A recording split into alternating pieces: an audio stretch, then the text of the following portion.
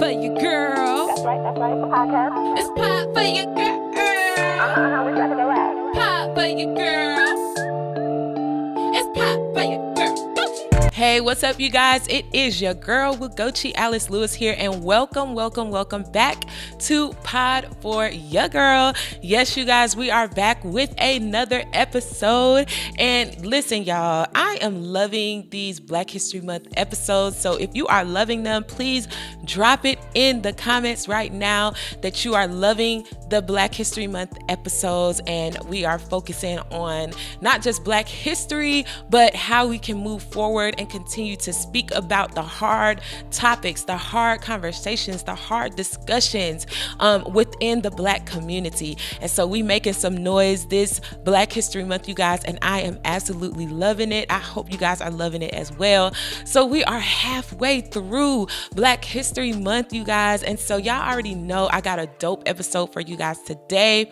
But nevertheless, I want you guys to take a second right now and subscribe to the channel, comment on the videos, make sure you share this video with somebody else, make sure you share Pop for Your Girl if you are listening on Spotify, Apple Podcasts, Amazon Podcasts, wherever you listen to iHeartRadio, wherever you listen to your podcast at, make sure you are subscribing and you are sharing this with someone, and comment, get in the conversation, because I want to hear what you guys have to say. You guys know that Pod for Your Girl is a platform for you guys to also have a voice as well, right? So I want y'all to have a voice. I want y'all to be heard. I want you guys to make comments and put your opinion on the stuff that we are talking about here at Pod for Your Girl, okay? Because the world may try to silence you as a woman of color. The world may try to silence you as a Black woman. The world may try to silence you, but this is a place, okay? This is a place. I'm gonna say it again. This is a place where you guys are coming, okay, to be able to speak up on the things that need to be spoken on, okay? No more silencing, no more not being heard. This is that platform, okay? So I want you guys to feel good about what we are talking about here on the podcast, okay? All right, you guys, let's go. Let's get into Pop for Your Girl. Like I said, we're halfway through Black History Month. Oh yeah, just shout out to everyone who celebrated Valentine's Day. If you had celebrated Valentine's Day, I hope you guys had an amazing Valentine's Day, okay? And we're halfway through Pop for Your Girl, Black History Month edition. And like I said, I'm loving it. And of course, y'all know the Go Girls this month has always been focusing on a Black History Month topic. So last week, the Go Girl was every single Black mom out there. And so this week, that was part one to our I'm That Mom special episode. And so this week is part two, I'm That Mom. And we're going to dive a little bit deeper into some of the hard conversations about being a woman of color and a mom, okay? Because it hit different.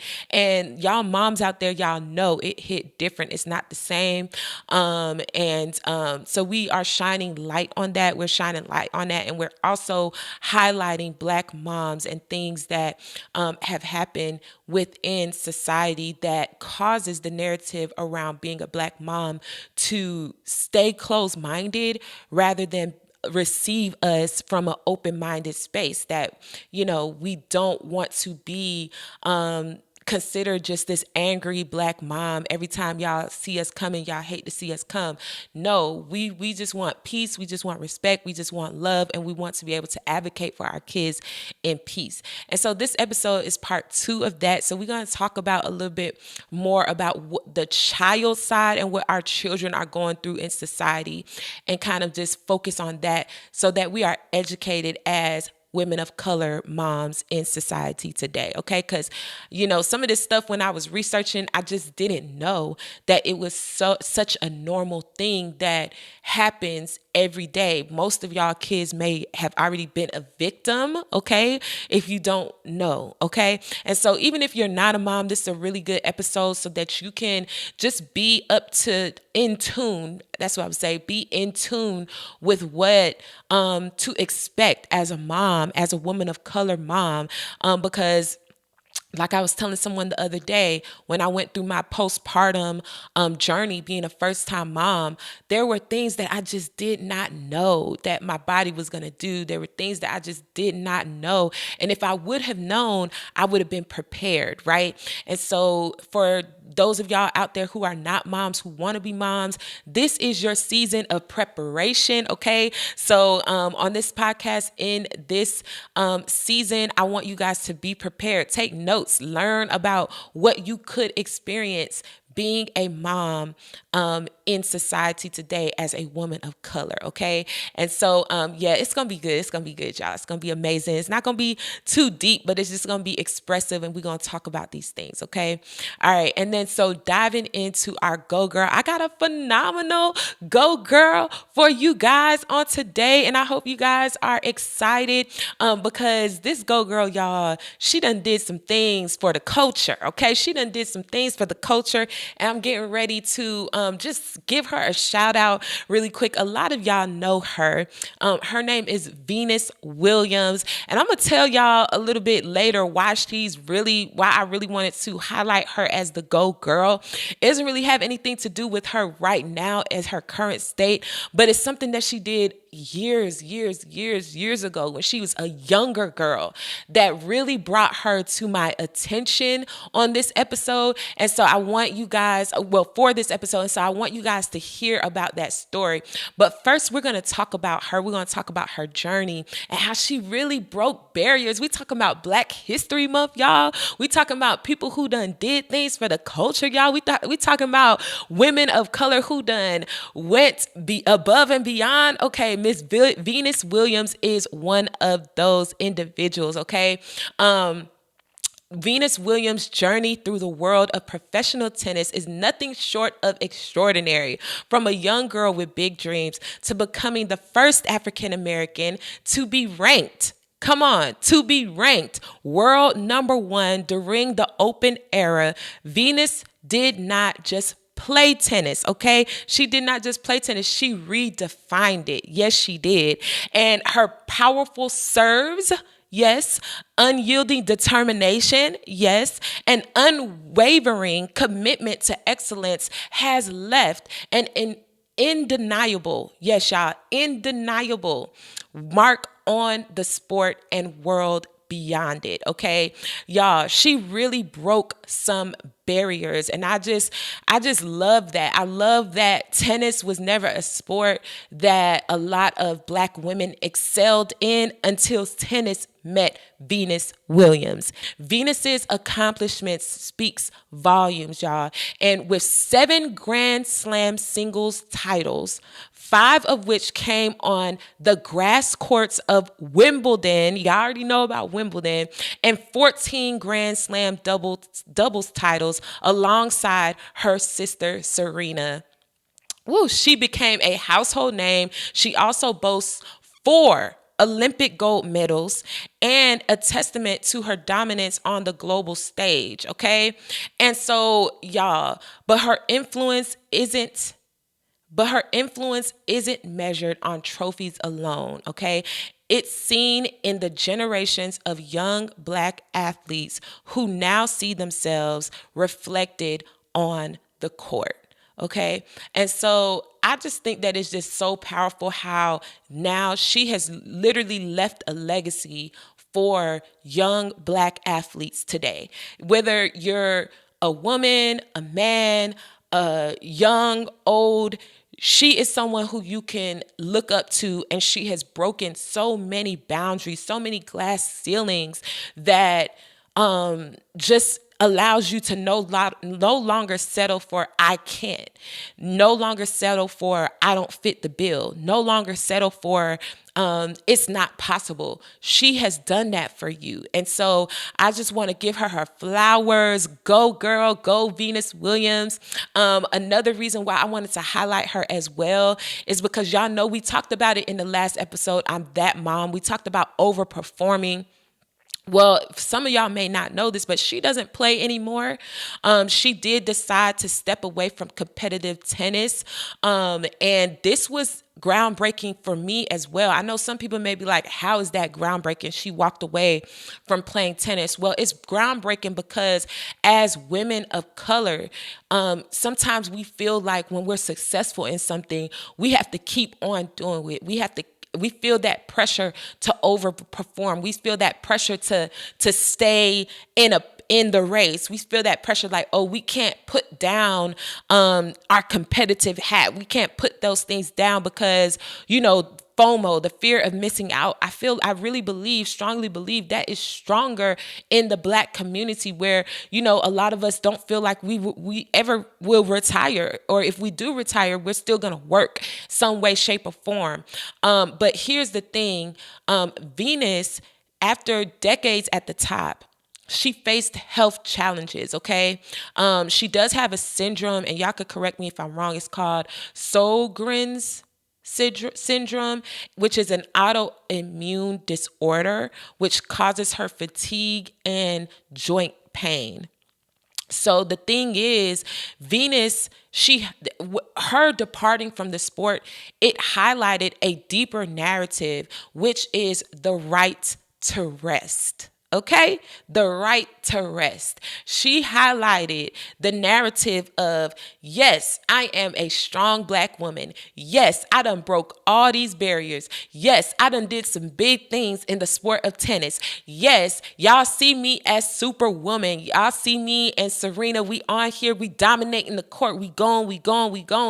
But at the end of the day, I still am a human being. I am a woman. I am a Black woman, and I have the right to rest. My body has this autoimmune disorder. I have the right to rest. I'm not going to allow y'all to hold me up to this standard, this unrealistic standard of you strong, you can do it, push through, carry the world of tennis on your back, keep going, keep on breaking yourself, keep killing yourself, keep doing. No, sis. You got the right to rest, okay? And so I just want to give her the go girl, if no other reason because of that, because she understood, like, yeah, I could be caught up in this, or I could go get my rest. I could go do some other things, and but I'm still Venus. I'm still Venus Williams. Nothing is ever going to take away the boundaries, the standards, the things that I have broken and the standards that I've set. Nothing is going to take that away. Nothing can ever take that away, period. And so it's that confidence that she exudes, which is why she gets the go girl. And so I want this to translate into your life. Who am I talking to that needs to hear this today? That sis, you got the right to rest. I want you guys to take something from our go girl on today and say, you know what? I've been killing myself to do this thing, and I know my body is kicking back on me, and I got the right to rest today. It's still going to be there if I choose to return. It's still going to be there. If I choose to do it, it's still going to be there. If I want to do it, it's still going to be there. But I got the right to rest today, and I am going to take my right. Okay? And so my thing is, y'all, it's time out for killing ourselves for other people, because at the end of the day, we came into this world by ourselves. We gonna leave by ourselves, okay? Nobody is coming with you. All those people that's putting pressure on you, that's wanting you to do something, that's paying you, that's doing, money gotta stay behind too. Nothing is leaving this earth with us. So the main priority is yourself, is your body. And as a woman of color, as a Black woman, as a Black mom, I'm speaking to all of y'all out there right now today that, sis, you have a right to rest. You got a right to put it on the back burner and take care of you first, because you are the priority. Okay? All right. And so I want to jump into another reason why she gets the go girl as well. And this is the main reason, y'all, because I saw a clip of Miss Venus Williams when she was 14 years old, y'all. as she was being questioned by the interviewer, her self-assurance was being questioned. Her father, Richard Williams, jumped in the interview, y'all, and he said, oh, we're going to cut that right there. Her self-assurance was being questioned. And this is such a big thing, y'all, in society, that we don't even realize that our kids' self-assurance is being questioned. And one thing that I really, really love was that Richard Williams, he passionately defended her. He passionately defended her right to believe in herself. He passionately defended the fact that, it's important to understand that she is a black girl, a little black girl. She's only 14, right? And so if she says she can do it, if she says it with confidence, don't question that, because now you're going to start to tear it down to the point where she's not going to be confident in herself anymore. And he understood that, okay? He understood the assignment.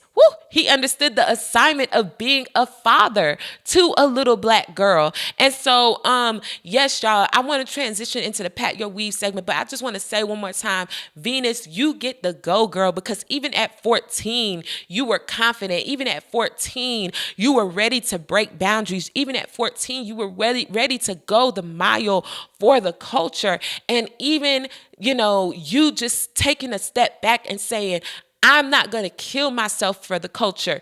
It's something that we need as a culture. So go, girl. Go, Venus Williams. Thank you so much for all of the things that you have done. We celebrate you this Black History Month, and we truly appreciate you for being the woman that you are today and doing so much for the community. We appreciate you. Listen, so let's get into the Pat Your Weave segment. We are delving into systemic barriers that continue to impact Black children's confidence, okay? And let me read this quote really quick from the American Psychological, let me read this quote really quick from the American Psychological Association, okay? They indicate that Black students are disproportionately disciplined compared to other white peers, often due to implicit biases, okay? Now let's look at this study from Stanford University. Okay. It reveals that teachers are more likely to view Black students as disruptive, a perception that chips away at self-esteem at an early age, okay? And so I really want you guys to just run back to that clip really quick. Run back to that clip of Venus Williams. This interviewer was trying to chip away at her self-esteem, trying to chip away at her confidence. And it was crazy because I could tell in his face that he was shocked. He really didn't truly even understand how she was as confident as she was. How was she so sure of herself? This is a little Black girl. Shouldn't she be questioning herself? Shouldn't she be, not sure of herself? Shouldn't she be, feel less than who she really is? Shouldn't she feel less than her other peers, white peers, or people? Should she feel like they are better than her? And not just because of her skills, not just because of the practice that she put in, not just because of the work that she put in, but because of her skin color. Shouldn't she be intimidated by these other individuals? And y'all, this is why this Black History Month is so important, to just be woke. Okay. And I know some of y'all may think we don't need the woke movement. We don't really need to be woke or anything like that. But the reason why it's so important is because we live in a world that this is still happening. This is still happening. And it's not just by white people. It's not just by other races. It is by our own people. Why? Because we haven't educated ourselves enough to understand that little Black girls, little Black boys, little men and women of color, our kids of different races, they have the right. they deserve to be confident. They deserve to have self-esteem. And, us as individuals, even me as a Black woman, I have to train myself to not see race when I look at a child. I have to train myself to not see, oh, you're a statistical Latin American boy, or you're a statistical Latin American woman or girl. I have to train myself to say, no, you guys do not all fit in the same box. No, what's the sky is the limit for you. The sky is the limit for you. It doesn't matter your race. It doesn't matter your gender. All that matters is that you were created by God and you are here on this earth. And so you have the same possibilities. You have the same rights. You have the same abilities to do above and beyond anything that you desire to do. And so I think it's the fact that we as a culture haven't broken this stereotype. Sometimes even us, we don't think our little Black boys or our little Black girls can do more than what they can do, because we see the narrative. We see everything that's being painted. We see what it's like to live in the hood, that you're either going to come out playing sports, or you're going to be a rapper, or you're going to, do things that don't have anything to do with education. And so we hold our kids to that standard, and we put them in a box, and we're like, oh, well, if you can't do that, we're going to throw you away. You nothing. You know what I mean? And so we start to put that in our minds, and we don't train up a child in the way that they should go when they express, oh, I have an interest in golf.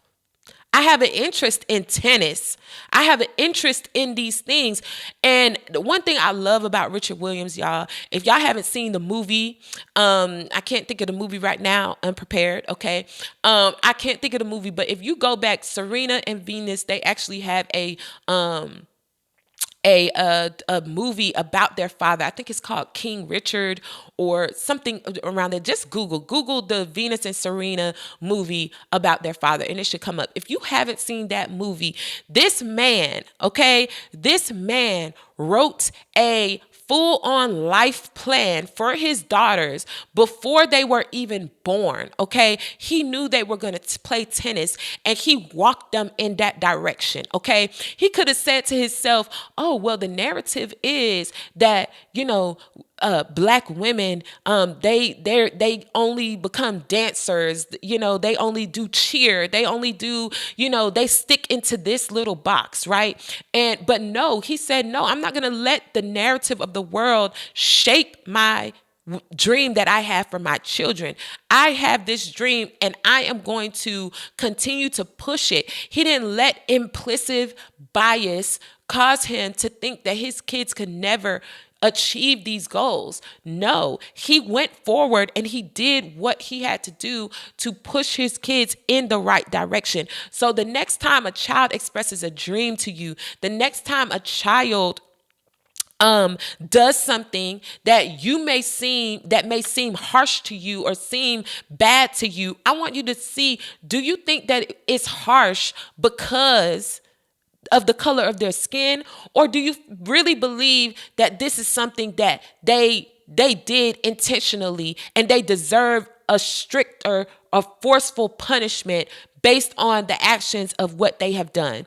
I want you guys to look at that. Even how you discipline your child. Sometimes we can discipline our child based on what we think the world is going to do to them. Oh, because they did this, or they took something from the store. Unknowingly, they might have just walked out from the store with a candy bar, and they didn't mean to take the candy bar. But now we spanking them, we yelling at them, we putting them down, we saying they gonna end up in jail, they gonna do this, they gonna do that, all because they accidentally took a candy bar from the store.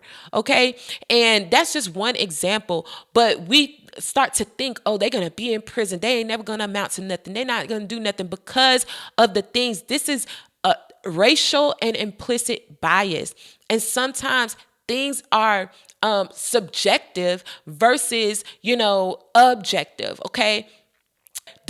Generally speaking, y'all, children are very, very, they're like clay.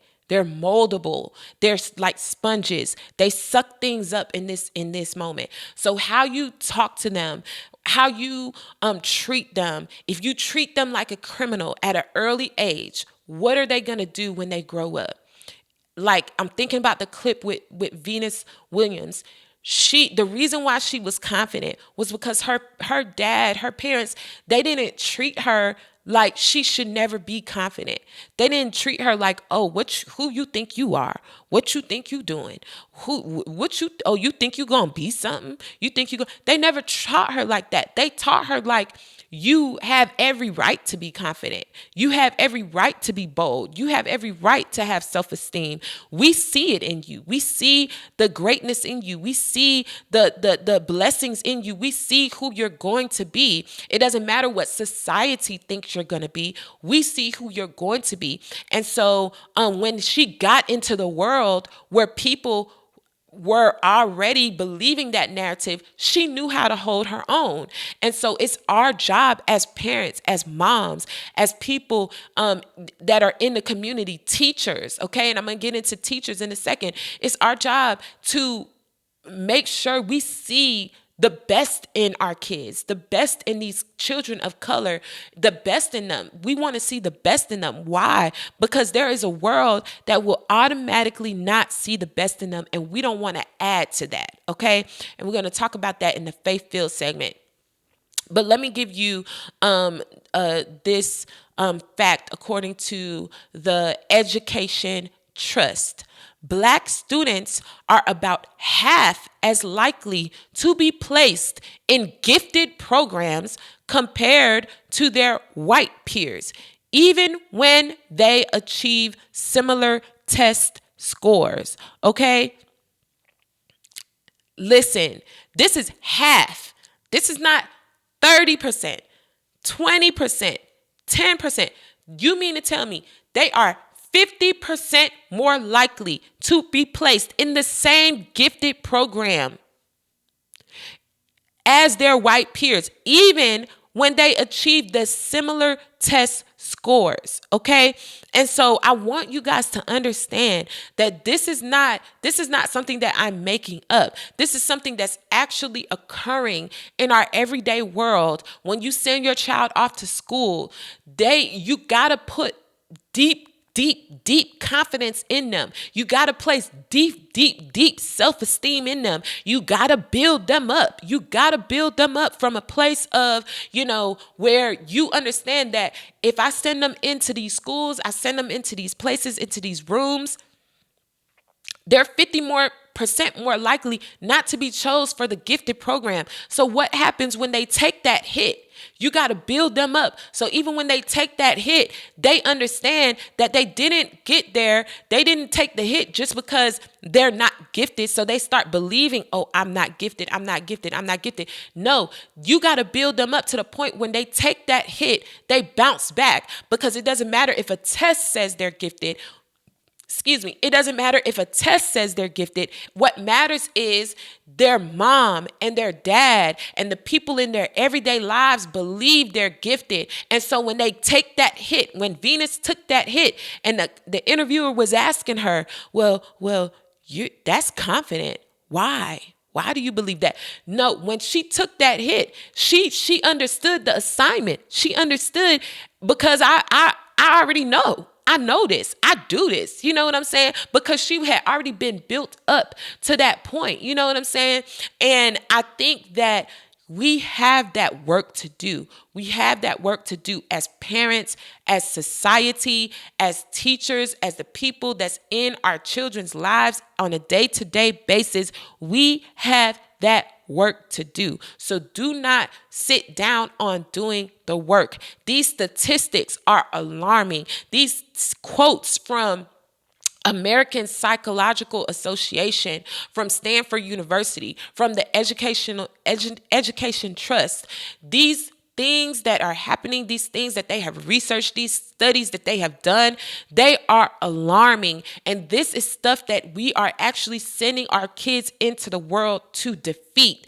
And if they are not prepared, if their confidence is not built up, how are they going to face implicit bias? How are they going to face racial bias? How are they going to face the things that are thrown their way? They're going to start to think that they are the problem, that they deserve that punishment, even though the punishment didn't fit the crime. They're going to start to think they were wrong, even though they didn't do anything wrong. They're going to start to think they're not gifted, even though they are gifted. They're going to start to think these things. And that's how society begins to shape our children, y'all. This is how society begins to shape our children. And so when they get older, they're not given the head start that other children were given because they were in the gifted program and they didn't receive the harsher punishments and they didn't go through the things that your children went through.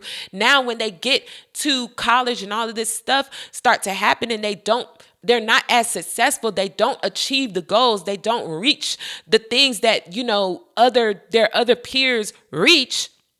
Now we're like, oh, I told you so. I told you wasn't never going to do nothing. I told you wasn't going to never. No, it's not that you predicted that they were never going to do nothing. No, it's not that. It's that you didn't play a part to ensure that they were going to go beyond the implicit bias, that they were going to go beyond the racial bias, that they wasn't going to believe the narrative that society paints for them to believe. This is the work that you have to do. So I want to tell you again from the last episode that you are that mom, because you are going to take this and you're going to run with it, and you're going to be understanding, and you're going to be aware of what your kids are really facing when they go out there. Don't just believe the first phone call. Don't just believe everything that the teachers say. Do your research. Understand, well, why are they receiving this punishment? Look up the district guidelines and say, well, the district says this is how we punish our kids, or this is how we discipline our kids. This is the discipline standard for this school district. So why are they being suspended on the first offense? Right?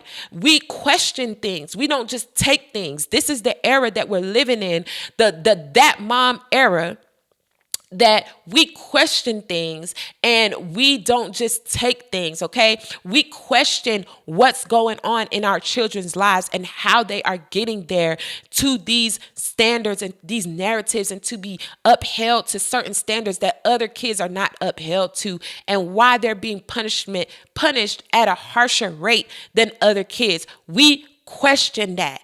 This is that mom era, the era of questions, the era where we don't just take it, the era where we actually advocate, the era where we actually go up to the school, the era where we actually make time to build up self-esteem in our kids and to build up confidence in our children. This is that mom era, and you are that mom, okay? Period. End of discussion. All right, y'all. So we are shifting to the faith-filled section. We are shifting to the faith-filled section. So what can we do? All right. I kind of already talked about that a little bit, but we're going to go into it a little bit more. We'll explore the steps our community can take to counteract these biases. Okay. First of all, we must advocate for culturally responsive teaching practices, okay? We must support mentorship programs for Black youth and foster open dialogue with educators to address bias. It's time out for just sweeping things under the rug. You see some biases going on, say something. Once you look at the data, and you say, this data is off, now we about to speak on that. We about to go to the media. We about to call the press. We about to call the press, okay? We about to go to war, and we about to really, really understand what's really going on, okay?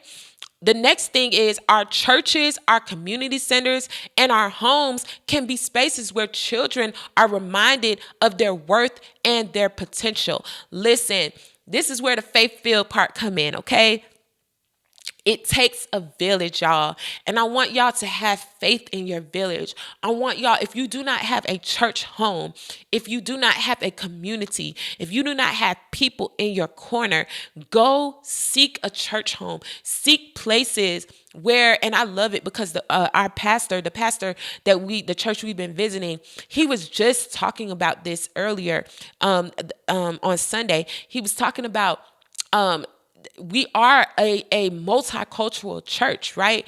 And we see that in the church, right? But when we leave the church, how do we actually continue to uphold that standard of being multicultural and not just being shut out to the rest of the world and allowing the racial divide to continue to play a role in our lives? No, we have to continue to every day say, okay, I'm not just going to be multicultural on Sunday, right? But I say that to say that our church is a place where you can go and you can truly see different cultures represented. And in the children's room, they're not going to treat my child worse than another child. They're going to really, really understand like, hey, I don't see you as a little black boy. I see you as a awesome, wonderful child that was created by our Heavenly Father. And so if you don't have community that sees your child like that, I want you to seek a community, a group, a place of individuals that see your child like that. You should not be the only one seeing your children like that. Okay? You should not be the only one seeing your children like that. Okay? All right, y'all. And so last but not least, Venus Williams may have hung up her competitive racket, but her legacy continues on the courts and in the hearts of those inspired by her courage to break barriers and set new standards. Okay. So just like how she's leaving a legacy of different people seeing her and seeing what she's done, and she continues to live on within them, I want you guys to really have faith and know that at the end of the day, your children are your legacy, y'all. And you may not have a racket to hang up. You may not have, this status that you want or whatever the case may be that you're seeking for. But I want you guys to be encouraged, and I want your faith to be on high today, and know that you live on in your kids, y'all. If God has blessed you with an amazing child, don't let that child be torn down by society. You have work to do. We all have work. We all have 9 to 5s. We all have business to attend to. We all have things that's going on in our everyday life that we have to do. But at the end of the day, your child is your priority, and they are the legacy that you're leaving behind. So I want you guys to pray. Ask God, how do I instill confidence in my child? What's going to give my child confidence? What's going to give them stronger self-esteem? How can I stop silencing them and allowing them to have a voice?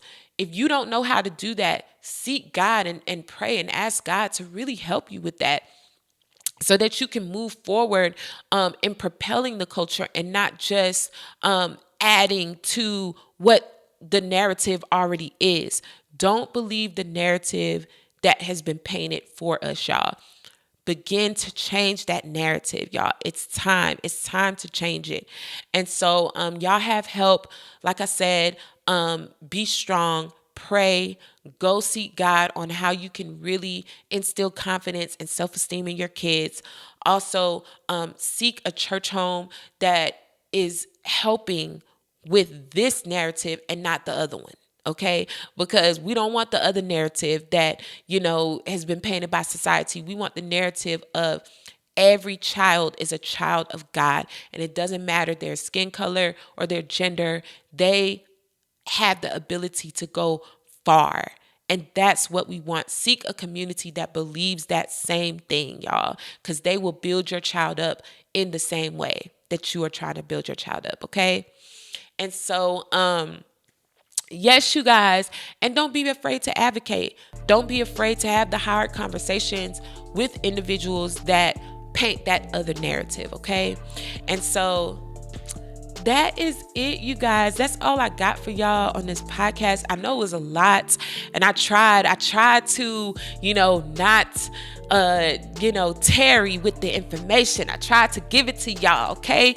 Because I wanted to fit as much into this episode as I could to give you guys awareness, to get you guys on the ball rolling in your households, with your relationship with your child, at your schools. We want to get that ball rolling as fast as we can, because this is happening. It's happening right now.